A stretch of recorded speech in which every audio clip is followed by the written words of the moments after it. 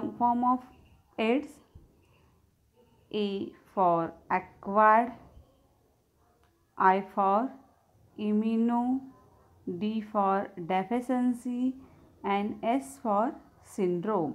Acquired immunodeficiency syndrome हा असा आजार आहे की ज्यामध्ये इम्युनिटी जी आहे ह्यूमन बॉडीमधली किंवा ऑर्गॅनिझम ॲनिमल्समधली ही इम्युनिटी इथं डेफिशियन्सी म्हणजे कमतरता असते. आणि इम्युनिटीची कमतरता असल्यामुळं काय होतं तर कोणतेही आजार पटकन त्या व्यक्तीला होतात. ओके, तुमच्या लक्षात आलं असेल what is the meaning of AIDS. Acquired immunodeficiency syndrome. इथे बघा लिहिलं आहे it's a acquired immunodeficiency syndrome is a usually fatal illness caused by retrovirus ssRNA known as a human immunodeficiency virus HIV. आता आपण एड्सचा लॉंग फॉर्म बघितला. We will see here the name of virus is HIV and long form of HIV is H for human, okay, I for immunodeficiency and V for virus. Means a virus which causes or which decreases the immune system of human called as a HIV. असा virus की जो काय करतो ह्युमनची immune system जी आहे ती कमी करतो, त्याला आपण HIV असं म्हणतो. मग HIV व्हायरस आहे कसा? It's a retro virus. कसा आहे तो? रेट्रो व्हायरस आहे. ठीक आहे, बघा हा कसा आहे? रेट्रो व्हायरस आहे. 11th तुम्ही व्हायरसेस शिकत असताना शिकलाय retro virus. Okay, retro virus आहे की ज्याच्यामध्ये सिंगल स्टँडर्ड RNA आहे. ssRNAचा अर्थ single standard RNA. See AIDS the acquired immunodeficiency syndrome is usually fatal. Usually हा कसा आहे रे? घातक आहे, फॅटल आहे. असा आजार आहे की जो कशामुळं होतो? Caused by retro virus ssRNA which weaken the, किंवा आपण त्याला काय म्हणतो रे बघा, retro virus non as the human immunodeficiency virus which weaken the body immune system. जो काय करतो तर आपली जी बॉडी आहे त्या बॉडीमध्ये असणारी जी इम्युन सिस्टीम आहे ती इम्युन सिस्टीम कमी करतो, वीकन करण्याचं काम करतो.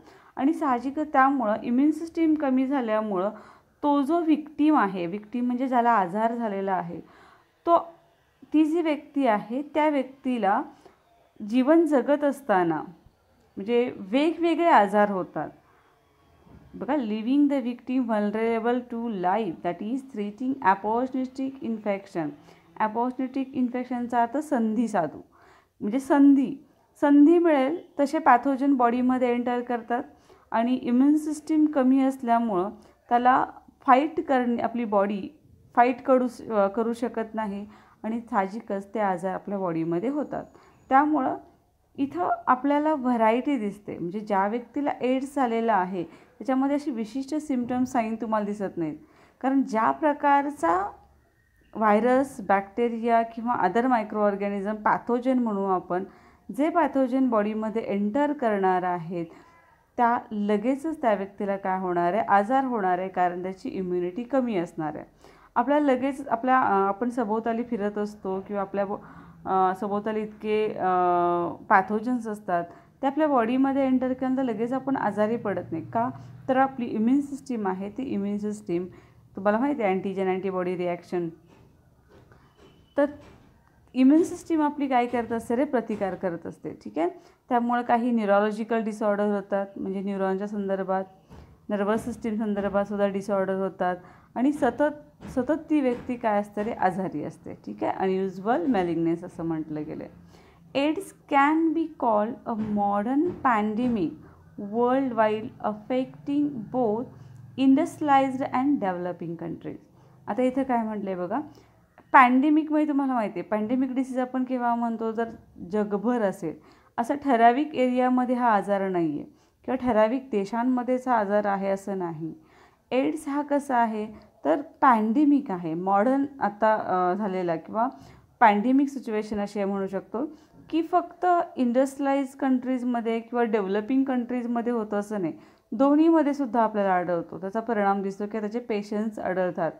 AIDS can be called as a modern pandemic world wide affecting both industrialised and developing country. ज्या ठिकाणी औद्योगिकरण चालू आहे किंवा डेव्हलपिंग कंट्रीज आहेत त्यांच्यामध्ये सुद्धा आपल्याला एड्सचे पेशंट सापडतात, म्हणून त्याला आपण पॅन्डेमिक असं म्हणतो आहे. ओके, ठीक आहे. नेक्स्ट पॉईंट बघा. आता जी हिस्ट्री दिली आहे तुम्हाला की एड्सचा पेशंट पहिल्यांदा कुठे सापडला. आता तुम्हाला करोनाबद्दल माहिती आहे, करोनाची कुठून सुरुवात झाली, काय झाली. तशी एड्स कॉज करणारा जो व्हायरस आहे, हा व्हायरस कुठं पहिल्यांदा सापडला, कुठं नोटीस झाला ते बघूया आपण. AIDS was first notice in USA. Okay, USA पहिल्यांदा नोटीस झाला इन 1981. मग भारतात कधी आला तो. In India the first confirm case of AIDS was in April 1986 from Tamil Nadu. ठीक आहे, भारतामध्ये पहिला पेशंट जो सापडला तो तमिळनाडूमध्ये सापडला. कधी रे. एप्रिल 1986. जगामध्ये पहिल्यांदा USA सापडला 1981 आणि इंडियाचा जर विचार केला तर एप्रिल 1986 तमिळनाडूला. ओके, आता याच्यानंतर आपण स्ट्रक्चर ऑफ HIV बघणार आहे. हा जो व्हायरस आहे त्याचं स्ट्रक्चर कसं आहे. आता ह्या स्लाईडमध्ये डायग्रॅम नाही, पण नेक्स्ट स्लाईडमध्ये तुम्हाला डायग्रॅम आहे, त्यावेळेस तुमच्या लक्षात येईल. इथं आपण स्ट्रक्चर बघतो आहे.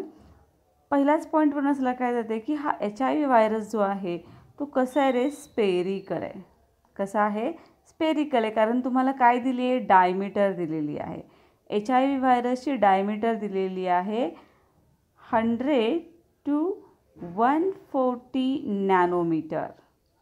मीटरपेक्षाही लहान, सेंटीमीटर, मिलीमीटरपेक्षा लहान पेक्षा आपण नॅनोमीटर असं म्हणतो आहे. ठीक आहे, मग हा HIV व्हायरस जो आहे, ह्या HIV व्हायरसचा डायमीटर किती दिलेला आहे. 100 to 140 नॅनोमीटर. आणि साहजिकच त्याचा शेप कसा आहे रे. स्पेरिकल आहे. ठीक आहे, डायग्राममध्ये तुमच्या लक्षात येईल. पुढं काय म्हटलं आहे बघा. Second point. Virus particle show centrally located to single stranded RNA molecule along with reverse transcripted enzyme. आता मिडलला जसं आपण सर्क्युलर शेप आहे ठीक आहे असं म्हणतोय, पण मिडलला आपल्याला इथं व्हायरसचे पार्टिकल दिसतात. ठीक आहे, ते कसे आहेत रे. 2 सिंगल स्ट्रँडेड RNA मॉलिक्यूल कसे आहेत. लोकेटेड. बघा व्हायरस पार्टिकल, व्हायरसचे जे पार्टिकल आहेत हे कुठं दिसतात आपल्याला. So centrally located.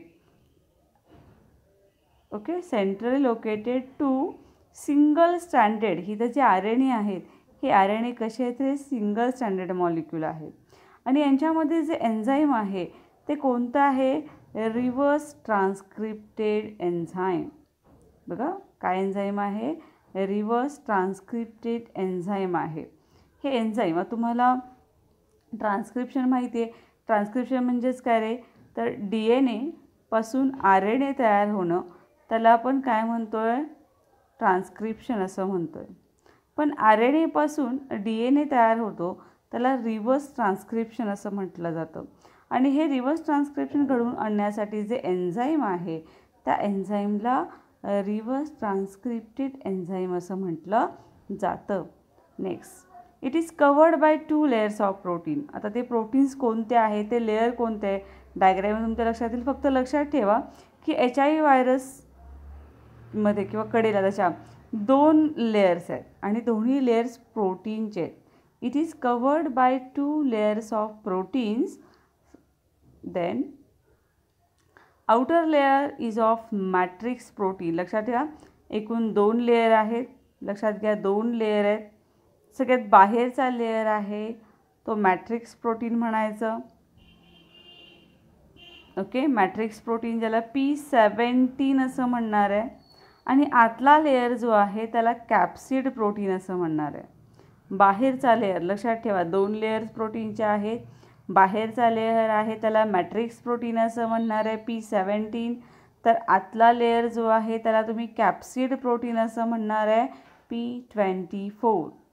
Matrix protein outside, inside आहे, आतल्या बाजूला आहे ते त्याला आपण काय म्हणणार आहे, कॅप्सिड प्रोटीन असं म्हणणार आहे.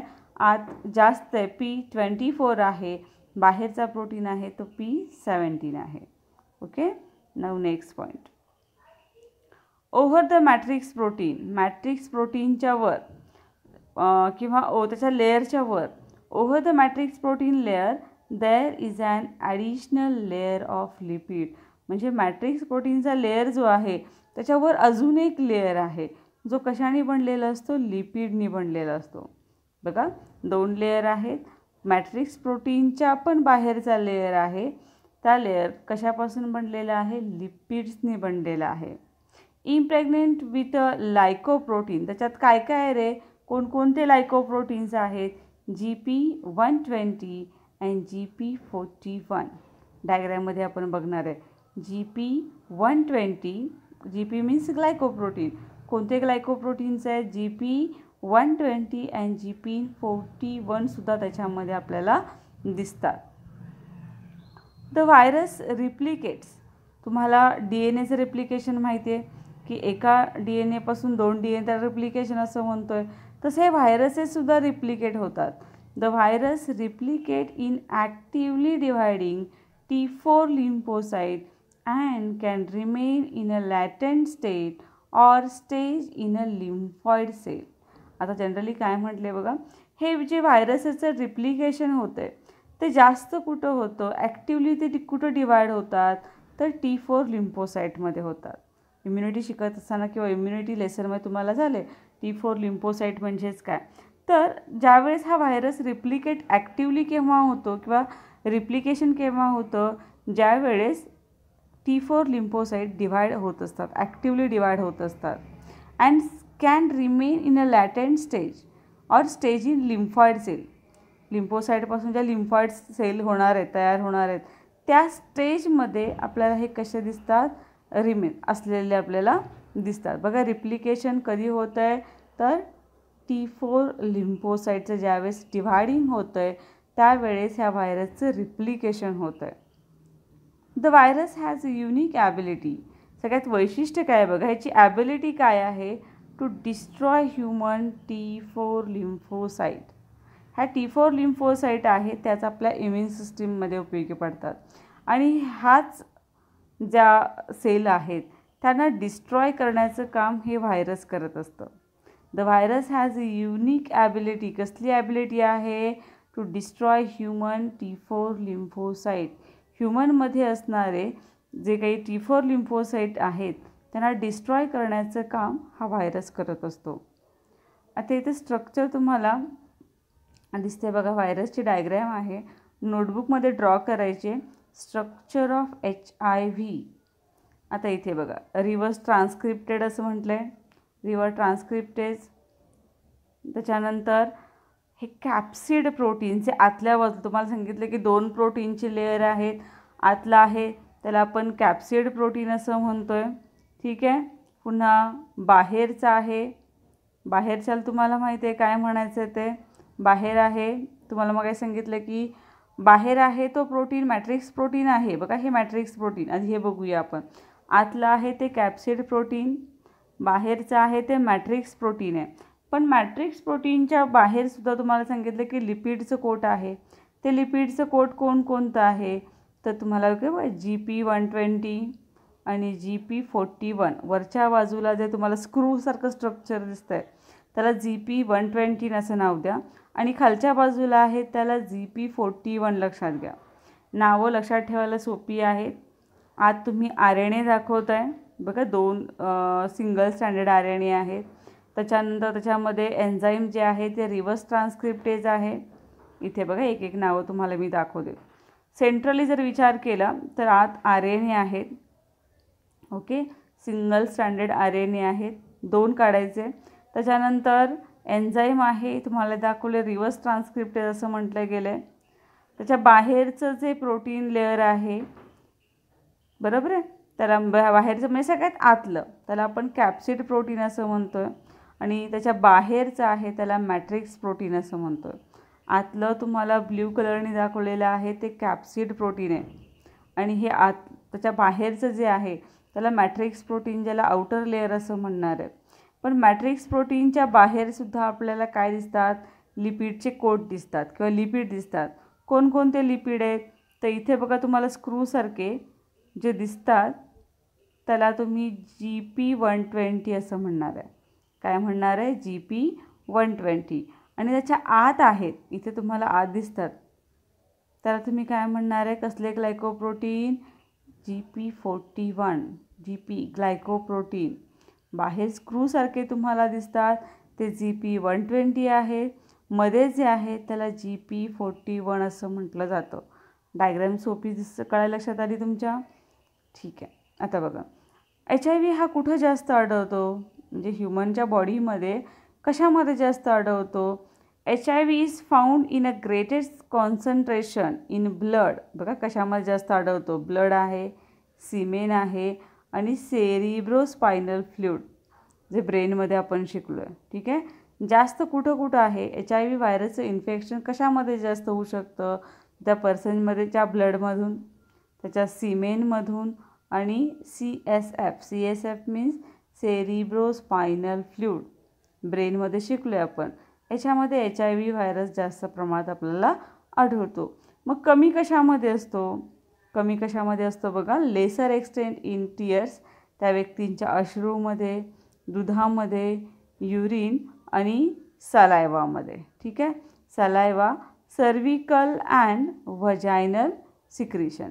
सर्विकल किंवा व्हजायनलमधून जे सिक्रिशन होतं त्या सिक्रिशनमध्ये सुद्धा हा HIV कमी प्रमाणात किंवा व्हायरसचा लेसर एक्सटेंटमध्ये आपल्याला आढळतो.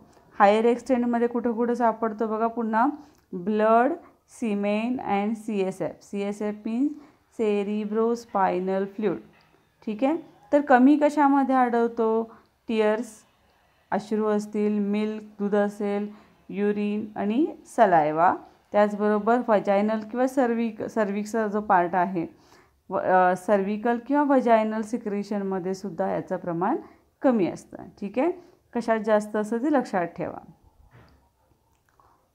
The virus can be transmitted through. अच्छा, कशामार्फत हा व्हायरस आपल्या बॉडीमध्ये जातो, किंवा जो काही हेल्दी पर्सन आहे त्या हेल्दी पर्सनच्या बॉडीमध्ये हा व्हायरस कसा जातो, त्याचे काही रिझन्स आपण बघणार आहेत. पहिला, unsafe sexual contact including oral, vaginal and sex. जर अनसेफ सेक्शुअल कॉन्टॅक्ट असेल तरीसुद्धा हा व्हायरस ट्रान्समिट होतो. Second, blood. जर इन्फेक्टेड पर्सनचं ब्लड जर जो काही हेल्दी पर्सन आहे किंवा ज्याला हा आजार नाही त्याला दिला तर हा व्हायरस त्याच्या बॉडीमध्ये ट्रान्समिट होतो ब्लडमार्फत, via blood transfusion or needle sharing. ठीक आहे. निडल्स किंवा ट्रान्सफ्युजन करणारं जे काही मटेरियल आहे त्याच्यामार्फतसुद्धा हा व्हायरस ट्रान्समिट होतो फ्रॉम ब्लड. तिसरा, फ्रॉम मदर टू चाइल्ड. तुम्हाला माहिती आहे, आईकडून मुलाकडं. मग कशामधून, तर प्लासेंटल असं म्हटलं आहे, प्लासेंटाच्या मार्फत. A pregnant woman can transmit the virus to her foetus through their shared blood circulation, or a nursing mother can transmit it to her baby from her breast milk. दोन कारणं सांगितलेत. जर ती प्रेग्नंट वुमन असेल तर त्या pregnant woman तो virus तिच्या फिटसला कशामार्फत देते, तर जे ब्लड त्या प्रेग्नंट वुमनच्या बॉडीमध्ये आहे तेच कुणासाठी वापरलं जाणार आहे, त्या फिटससाठी वापरलं जाणार आहे. आणि त्या ब्लडमध्ये HIV व्हायरसची बाधा असेल किंवा HIV व्हायरस असेल तर साहजिकच ते व्हायरसेस फिटसच्या बॉडीमध्ये सुद्धा जाणार आहे. Okay, through blood circulation.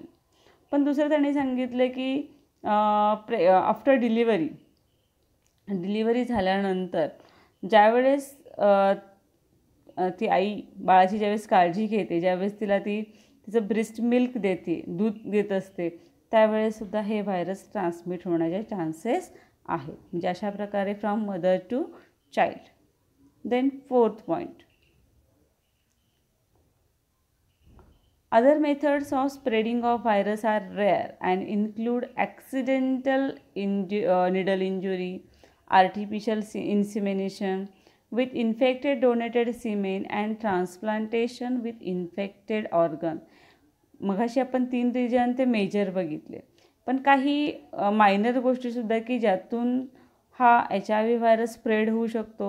मग कोणकोणते आहेत? रेअर आहेत ते, की ज्यामध्ये ॲक्सिडेंटली होऊ शकतात. मग निडल इंजुरी असेल, निडल्सच्या मार्फत होत असेल, किंवा काही आर्टिफिशियल इन्सेमिनेशन असेल, किंवा इन्फेक्टेड जे सिमेंट डोनेट केलेलं असेल, किंवा एखादा ऑर्गनच ट्रान्सप्लांटेशन केलं असेल, म्हणजे एका बॉडीतून दुसऱ्या बॉडीकडे बसवत असताना तो जो ऑर्गनच इन्फेक्टेड असेल, तर साहजिकच त्या व्यक्तीला HIV बाधा होऊ शकते. नेक्स्ट, कुठे आढळतो बघा हा? AIDS virus has been found in urine, tears, saliva, breast milk and vaginal secretion. बघा, एड्स हा व्हायरस जो आहे तो पेशंटच्या बॉडीमध्ये कुठे कुठे सापडतो, आणि मगाशी आपण कुणामध्ये जास्त प्रमाणात आढळतो, कुणामध्ये कमी आढळतो असं बघितलं होतं. पण जनरली आता कुठे आढळतो हा ह्युमनच्या बॉडीमध्ये? त्याच्या युरिनमध्ये, टीयर्समध्ये, सलायवामध्ये आणि ब्रेस्ट मिल्कमध्ये. त्याचबरोबर जे काही व्हजायनल सिक्रेशन आहे फिमेलमध्ये, त्या सिक्रेशनमध्ये सुद्धा हे HIV व्हायरस आढळतात. But it seem not to be transmitted by this fluid unless it get into the injury. पण हा जो व्हायरस आहे, हा व्हायरस असं होत नाही की तुम्ही HIV इन्फेक्टेड पर्सनच्या सानिध्यात राहिला आहे आणि त्याच्या ब्रिदिंगमुळं तुम्हाला तो व्हायरस झालेला आहे. ज्यावेळेस आपण कोविड-19 किंवा कोरोनाबद्दलची माहिती घेतो त्यावेळेस तुम्हाला माहिती त्या व्यक्तीच्या संपर्कात आलं तरीसुद्धा तो आजार होतो, पण इथं असं होत नाही. It seem not to be transmitted by this fluid unless it get into injury. जोपर्यंत तुम्हाला जखम होत नाही, आणि जखम झाल्यानंतर किंवा त्या एखाद्या व्यक्तीला HIV आहे म्हणजे एड्स झालेला आहे आणि त्याच्या ब्लडशी दुसऱ्या माणसाशी कॉन्टॅक्ट जर आला तर साहजिकच अशा पद्धतीनं काय होऊ शकतं? हा ट्रान्समिट होऊ शकतो. नेक्स्ट पॉईंट, ऑलवेज रिमेंबरमध्ये काय सांगितलं आहे बघा. आता आपण बघितले की HIV कसा स्प्रेड होतो. आता नेक्स्ट स्लाईडमध्ये आपण बघणार की HIV कशा पद्धतीनं स्प्रेड होत नाही. याच्याबद्दल काही गोष्टी अशा आहेत की ज्या आपल्या समाजामध्ये त्या व्यक्तींना काय म्हणतो आपण वागणूक दिली जाते, तर ते चुकीचं आहे. HIV इन्फेक्शन कशामुळे होत नाही बघा. HIV infection is not spread by first usual contact such as a hugging, insect bite, mosquitoes असतील, participation in sport, touching items previously touched by a person infected with this virus, handshake, sharing cloth, swimming pool etcetera. म्हणजे HIV infection हे म्हणजे तुम्ही जर त्या व्यक्तीच्या खूप जवळ असाल किंवा इन्सेक्ट बाईट झाला असेल, जसं आपण मलेरियामध्ये लास्ट लेक्चरला बघितलं की मलेरियामध्ये जे अनॉफिलस मॉस्किटो आहे ती काय करते, तर त्याच्या बॉडीमधले जे असणारे स्पोरोसाईट ती काय करते, त्याच्या बॉडीमध्ये हेल्दी पर्सनच्या सोडते. पण इथं असं काही होत नाही. किंवा एकत्रच स्पोर्टमध्ये भाग घेतला तरीसुद्धा काही होत नाही. किंवा त्या व्यक्तीने जर एखाद्या वस्तूला हात लावला असेल आणि पुन्हा तुम्ही त्या वस्तूला हात लावला तरीसुद्धा होत नाही. ठीक आहे. किंवा हँडशेक केला असेल किंवा त्याचे कपडे वापरले, स्विमिंग पूल वापरलं तरीसुद्धा होत नाही, लक्षात घ्या. ओके. आता त्याच्यानंतर आपण काय बघतोय बघा, क्लिनिकल मॅनिफेस्टेशन. म्हणजे याचे सिग्निफिकन्सेस काय ते बघूया. क्लिनिकल मॅनिफेस्टेशनमध्ये काय म्हटले बघा, the clinical manifestation symptoms of AIDS have been classified into 4 broad categories. मगाशी मी तुम्हाला सांगितलं की ह्याची अशी विशिष्ट अशी काही लक्षणं नाहीत, तरी पण आपण त्याच्या 4 कॅटेगरीजमध्ये क्लासिफिकेशन केलेलं आहे. पहिलं बघा काय आहे, initial infection with the virus and formation of antibodies usually 2 to 8 weeks after initial infection. अगदी सुरुवातीचं इन्फेक्शन म्हणजे ज्यावेळेस हा व्हायरस बॉडीमध्ये आत जातो, बॉडीमध्ये एंटर केल्यापासून 2 ते 8 आठवडे त्याला काय होतात, इन्फेक्शन करण्यासाठी लागतात. Initial infection with the virus and formation of antibodies, त्या आजाराला अँटीबॉडीज तयार करणं, ह्या सगळ्यासाठी वेळ किती जातो रे? 2 to 8 वीक जातो. ठीक आहे, ही पहिली कॅटेगरी झाली. Asymptomatic carrier state in which no signs or disease are seen. Incubation period ranges from 6 months to 10 years. Incubation पिरियडमध्ये लास्ट लेक्चरला बघितलं होतं की त्याच्या बॉडीमध्ये तो पॅथोजन एंट्री झालेला असतो, पण बॉडीमध्ये जरी पॅथोजनची एंट्री झाली असेल तरी त्याची पूर्ण सिम्पटम्स दिसत नाहीत. तो सुप्तावस्थेत असतो किंवा त्याची वाढ चालू असते. इन्क्युबेशन पिरियड असं म्हटलं गेलं जातं आणि त्यामुळं त्या कॅरियर जो काही आहे ती व्यक्ती, त्याला त्याचे सिम्पटम दिसत नाहीत. Then third, AIDS related complex, ARC. What is the long form of ARC? AIDS related complex with one or more of the following clinical signs. Recurrent fever for longer than 1 month. तरी सुद्धा काही त्यांनी science, clinical science दिलेले आहेत.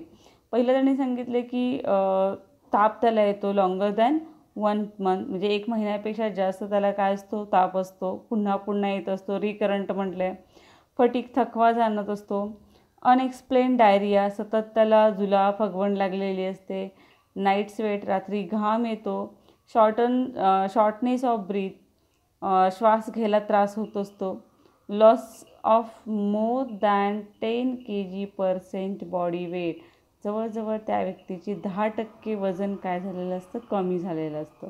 These are the clinical sign. बघा, recurrent fever for longer than 1 month, fatigue, unexplained diarrhoea, night sweat, shortness of breath, loss of more than 10% body weight etcetera. 4. AIDS is the end stage of HIV infection. बघा, HIV infection जे आहे त्या HIV इन्फेक्शनचं शेवटची stage म्हणजे त्या व्यक्तीला AIDS होणं, त्याच्यानंतर पुढची स्टेज नाही. It is characterized by the life-threatening opportunistic infection like pneumonia, tuberculosis, Kaposi sarcoma, etc. त्यांनी असं म्हटलं आहे की जेव्हा एखाद्या व्यक्तीला एड्स होतो त्यावेळी त्याच्या जीवनामध्ये बरेचसे आजार होत जातात आणि ते इन्फेक्शन कसे म्हणू शकतो आपण? अपॉर्च्युनिस्टिक इन्फेक्शन. न्यूमोनिया होऊ शकतं, ट्युबरक्युलोसिस होऊ शकतं, बरेचसे वेगवेगळे आजार त्या पर्सनला होऊ शकतात. याच्यानंतर आता प्रिव्हेंटिव्ह मेजर्स, काळजी आपण कशी घेणार आहे, कशा पद्धतीने आपण काळजी घेणार आहे? बघा, एड्स हॅज नो क्युअर. तुम्हाला माहिती आहे कोणतीही लस अजून उपलब्ध नाही आहे, कोणतंही मेडिसिन मार्केटमध्ये HIV अवेलेबल नाही. AIDS has a no cure, hence prevention is the best choice. त्यामुळे तो आजार होऊ न देणं, ही काळजी करणं सगळ्यात महत्त्वाचं आहे.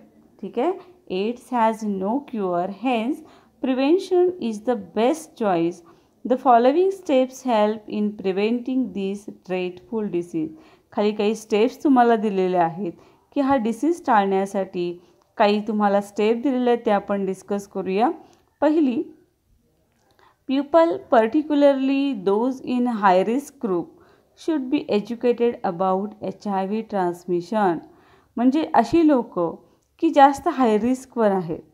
ठीक आहे, particularly those in high risk group, जी लोक हाय रिस्क ग्रुपमध्ये आहेत त्यांना HIV ट्रान्समिशनबद्दल एज्युकेशन दिलं पाहिजे किंवा माहिती दिली गेली पाहिजे, लोकांना माहिती दिली गेली पाहिजे.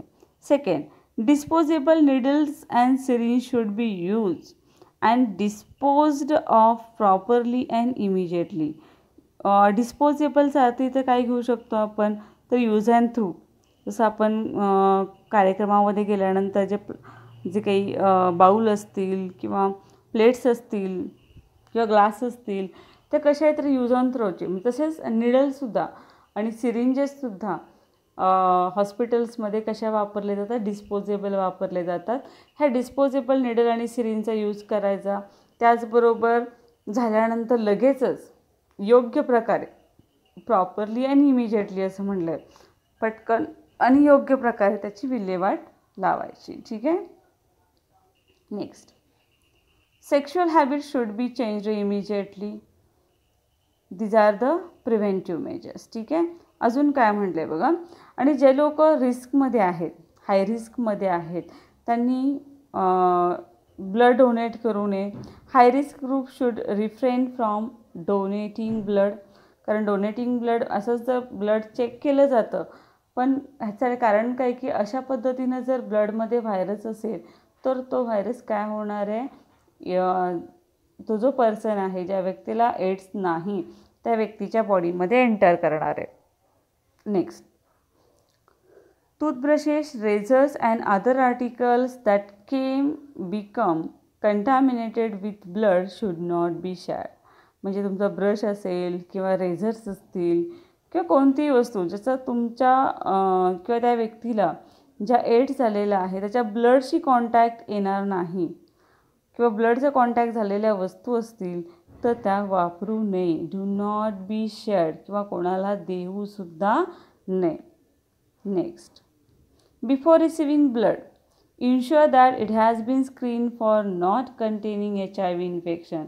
तुमच्या घरामध्ये जर कुणाला ब्लड बॉटल भरायची म्हटलं किंवा ब्लड द्यावयाचं लागलं असं म्हटलं, त्यावेळेस येणारं ब्लड जे आहे ते ब्लड HIV टेस्ट केलेलं आहे किंवा नाही, त्याचं स्क्रीनिंग झालेलं आहे किंवा नाही हे बघणं तुमचं काम आहे.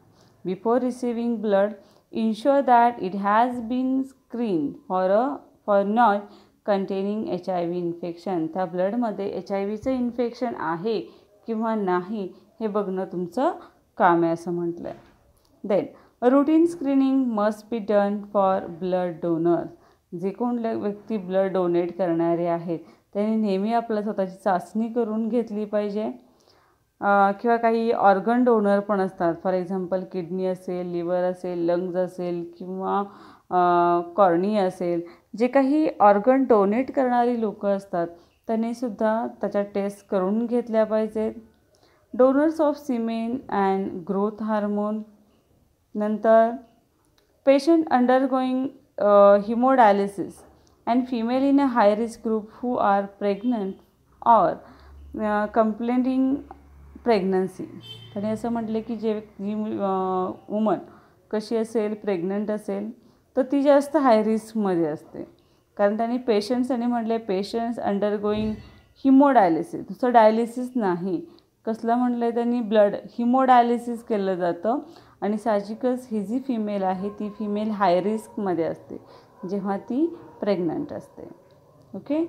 Next, laboratory diagnosis. मग एखाद्या व्यक्तीला एड्सची लागण आहे किंवा HIV व्हायरस याच्यामध्ये आहे किंवा नाही हे कसं शोधलं जातं, त्यासाठी लॅबोरेटरी डायग्नोसिसमध्ये काय म्हटलं आहे बघा. लॅबोरेटरीमध्ये कोणत्या टेस्ट केल्या जातात. At a first a test is used to detect HIV antibodies, while a second confirmatory test is used to weed out of any false positive result. मला माहिती आहे की आता बऱ्याच ठिकाणी म्हणता की टेस्ट केला तर करोना पॉझिटिव्ह येतं, पण काही टेस्ट आहेत ती आपण इथं काय करणार आहे बघा. पहिलीची टेस्ट केली जाते त्या टेस्टमध्ये काय केलं जातं, at first a test is use to detect HIV antibodies. HIV antibodies आहे किंवा नाही ही पहिल्या टेस्टमध्ये डिटेक्ट केली जाते. आणि दुसरी टेस्ट आहे ती कन्फर्मेटरी टेस्ट आहे. ठीक आहे. While a second confirmatory test म्हणजे पहिल्यांदा जर पॉझिटिव्ह आला असेल तर दुसरी सेकंड कन्फर्मेटरी टेस्ट केली जाते. While a second confirmative test is use to weed out any false positive result. जर पहिल्या रिपोर्टमध्ये काही प्रॉब्लेम असेल, चुकीचा प्रॉब्लेम दिलेला असेल रिझल्ट, तो सुद्धा चेक कशामध्ये केला जातो, दुसऱ्या वेळेस टेस्ट केल्यानंतर, ज्याला सेकंडरी कन्फर्मेटरी टेस्ट असं म्हटलं जातं. देन आता एलिझा टेस्टबद्दल माहिती सांगितली किंवा एलायझासुद्धा म्हटलं जातं. The first test is ELISA, that is enzyme linked immuno absorbent assay. The first test is बघा, पहिली टेस्ट जी आहे ती एलायझा आहे. एलायझा म्हणजेच काय, त्याचा लॉंग फॉर्म आहे एन्झाईम लिंक्ड इम्युनोस्पॉर्बंट ॲसे. ठीक आहे. ही टेस्ट आहे ज्याच्यामध्ये एड्स आहे किंवा नाही बघितला जाते. द कन्फर्मेटरी टेस्ट, पहिल्यांदा एलायझा टेस्ट केल्यानंतर दुसरी टेस्ट आहे ती कन्फर्मेटरी टेस्ट आहे. ती कोणती आहे रे, वेस्टर्न ब्लॉट टेस्ट. कोणती टेस्ट आहे, western blood test is a highly specific test. ह्याच्यामुळं कन्फर्म कळतं की HIV झालेला आहे किंवा नाही, किंवा त्याच्या बॉडीमध्ये HIV आहे किंवा नाही. 2 टेस्ट लक्षात ठेवा. पहिली टेस्ट एलायझा टेस्ट आणि कन्फर्मेटिव्ह टेस्ट आहे ती वेस्टर्न ब्लड टेस्ट. त्याच्यानंतर it based on detecting specific antibody to viral core protein and envelope glycoprotein. आता ही जी टेस्ट आहे ती काय डिटेक्ट करते, तर ती एक विशिष्ट प्रकारचे अँटीबॉडीज, बघा जे काही व्हायरसवरचं कोर आहे, जे वरचं आवरण आहे प्रोटीनचं, त्याच्यावरचे जे अँटीबॉडीज आहे ते डिटेक्ट करण्यासाठी वापरलं जातं. त्याचबरोबर ग्लायकोप्रोटीनचं एन्व्हलप आहे ते सुद्धा ते स्पेसिफाय करत असतं. आता याच्यावर ट्रीटमेंट्स काय आहेत, एड्सचे ट्रीटमेंट्स काय आहेत, याच्यावर आपण स्पेसिफिक तुम्हाला माहिती आहे इथं कोणताही आजार नाही आहे, मग याच्यावर ट्रीटमेंट कशी दिली जाते. Although AIDS has no cure, तुम्हाला माहिती आहे की एड्सवर अजूनही कोणतंही औषध, लस, मेडिसिन अवेलेबल नाही. सर्टन मेडिसिन कॉल्ड ॲज, लक्षात घ्या त्याच्यासाठी काही मेडिसिन दिली जातात, त्या मेडिसिनला नाव काय आहे बघा, अँटी रेट्रोव्हायरल ड्रग्स. काय आहे, अँटी रेट्रोव्हायरल ड्रग्स, की जे काय करतात, that can help in reducing the viral load and prolong the life of HIV patient. हे जे ड्रग्ज दिले, अँटीरिट्रोव्हायरलचे जर ड्रग्ज दिले तर साहजिकच जो व्हायरलचा लोड आहे तो कमी होतो आणि ती जी HIV पेशंट आहे तर HIV पेशंटचं लाईफ वाढलं जातं किंवा वाढवलं जातं, जास्त केलं जातं, प्रोलॉंग होतं. ठीक आहे, त्यासाठी जे लागणारे ड्रग्ज आहेत, मेडिसिन आहेत, त्याचं नाव आहे अँटी रिट्रोव्हायरल ड्रग्ज. आता कोणकोणते ड्रग्ज आहेत ते बघूया आपण. Example of this drugs used in anti retroviral therapy, that is ART. Anti retroviral therapy कोणकोणते आहेत बघा, पहिलं बघा कोणकोणते आहेत. अँटी रेट्रोव्हायरल थेरपी ज्याला ART असं म्हटलं जातं, कोणकोणते आहेत ते, पहिलं आहे TDF, tenofovir, EVF, efavirenz, and third one आहे ते लॅमिव्हिडिन 3TC. TDF, EFV and 3TC etc. These are the medicines or drugs. The advancement made in biological science have helped us to deal effectively with many infectious diseases. आता तुम्हाला माहिती आहे की biological सायन्समध्ये बरीचशी advancement होत गेलेली आहे, टेक्नॉलॉजी आलेली आहे, तर मग वेगवेगळ्या इन्फेक्शियस डिसीजवर आपण काय करू शकतो, मात करू शकतो. The use of vaccine and immunisation programme have enabled us to eradicate completely and dreadful disease like a smallpox. आता HIV अजूनही मेडिसिन नाही, पण बरेचसे आजार आहेत की जे आपण मुळापासून काढून टाकलेले आहेत. त्यासाठी व्हॅक्सिन्स बनवलेले आहेत किंवा इम्युनायझेशन प्रोग्राम घेतलेले आहेत, ज्यामुळं पूर्णपणे तो आजार काय झालेला आहे, निघून गेलेला आहे. फॉर एक्झाम्पल स्मॉलपॉक्ससारखा जो आजार आहे, जो आता आपल्याला दिसत नाही आहे किंवा आपल्या देशामध्ये कुठंही आढळत नाही, कारण आपण तो पूर्णपणे काय केला आहे, काढून टाकला आहे असं म्हटलं आहे. त्याचे वॅक्सिन्स आहेत किंवा त्याच्याबद्दल असणारे जे काही प्रोग्राम आपण इम्युनायझेशनचे ऑर्गनाईज करत असतो, त्यामुळे तो कसा झालेला आहे, इरॅडिकेट झालेला आहे. A large number of other infectious disease like a polio, diphtheria, pneumonia and tetanus have been control to large extent by use of vaccine. बघा टेक्नॉलॉजी वाढल्यामुळं आपण काय केले, वेगवेगळे व्हॅक्सिन्स तयार केलेले आहेत आणि त्या व्हॅक्सिन्समध्ये बरेचसे असे इन्फेक्शियस डिसीज, मग पोलिओ असेल, डिप्थेरिया घटसर्प ज्याला म्हणतो आपण, न्यूमोनिया असेल किंवा टिटॅनियस धनुर्वातासारखे आजारसुद्धा आपण बऱ्याचशा मोठ्या प्रमाणात कंट्रोल केलेले आहेत due to the use of vaccine. Biotechnology is on the verge of making available newer and safer vaccine. बायोटेक्नॉलॉजीमध्ये अजूनही नवीन आणि सेफर वॅक्सिन्स तयार केल्या जातात. Discovery of antibiotic and various drugs has also enabled us to treat effectively infectious diseases like tuberculosis. वेगवेगळ्या antibiotics आणि ड्रग्सचा शोध लागल्यामुळं बरेचसे जे इन्फेक्शियस डिसीज आहे, फॉर एक्झाम्पल ट्युबरक्युलोसिस, टी बी आपण त्याला असं म्हणतो, ह्या ट्युबरक्युलोसिस डिसीजवर सुद्धा इफेक्टिवली ट्रीटमेंट आता बसत आहे. म्हणजेच ट्युबरक्युलोसिस टी असणारे पेशंटसुद्धा बरे होत आहेत. ओके, इथं आपण बराचसा पार्ट कव्हर केला आहे. आता पुढं बघा, डू यू नोमध्ये काय म्हटलं गेलं आहे की थोडक्यात माहिती आपल्याला एड्सबद्दल दिलेली आहे. Every year December 1st is observed as a world AIDS day. प्रत्येक वर्षी 1 डिसेंबर हा वर्ल्ड एड्स डे म्हणून आपण पाहतो त्याच्याकडे. India started a national aid control programme in 1987. 1987मध्ये भारतामध्ये की एड्सबद्दल कंट्रोल करणं, कसं नियंत्रण ठेवायचं असा जो प्रोग्राम आहे तो स्टार्ट केला गेला. आणि त्याचं चिन्ह तुम्हाला माहिती आहे, a red ribbon is worn on World AIDS Day by universal symbol of awareness and support for people living with HIV. ज्या लोकांना HIV झालेला आहे, ठीक आहे, त्यांना सपोर्ट करण्यासाठी किंवा त्याच्याबद्दल जागरूकता निर्माण करण्यासाठी ही लाल रिबीन जी आहे, तुम्हाला चित्रामध्ये दिसते, ही लाल रिबीन घातली जाते. त्याच्यानंतर in India 4 AIDS reference centres have been established AIIMS, New Delhi. नवीन दिल्लीमध्ये जे एम्स आहेत त्या एम्सनी 4 एड्सचे रेफरन्स सेंटर केलेले आहेत. National institute of virology Pune, then centre of advance research on virology Vellore, national institute of communicable disease new Delhi. ठीक आहे.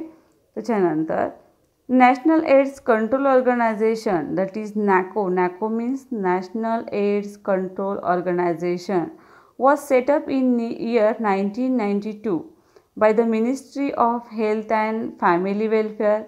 The aim of this organization is to prevent further transmission of HIV. ही जी organisation किंवा संस्था जी आहे, NACO ज्याला असं म्हटलं जातं, ही कधी स्थापन झाली रे? 1992मध्ये. आणि ही कुणी केलेली आहे? आपली जी मिनिस्ट्री आहे, कोणती? Health and family welfare. त्यांनी ही 1992मध्ये ही ऑर्गनायझेशन तयार केली. मग ह्या ऑर्गनायझेशनचे ध्येय काय आहे? The aim of this organisation is to prevent further transmission of HIV. हा HIVचा जो संसर्ग वाढत जातो आहे तो थांबवण्यासाठी. Then to decrease morbidity and mortality associated with HIV infection and to minimise socio economic impact resulting from HIV infection. जे काही HIV इन्फेक्शनचे जे रिझल्ट्स आहेत, ज्याचा सोशल आणि इकॉनॉमिकवर ज्याचा आपला परिणाम पडतो आहे तो थांबवण्यासाठी, त्याचबरोबर जो मृत्यूदर आहे, मॉर्टॅलिटी आहे, ती मॉर्टॅलिटी कमी करण्यासाठी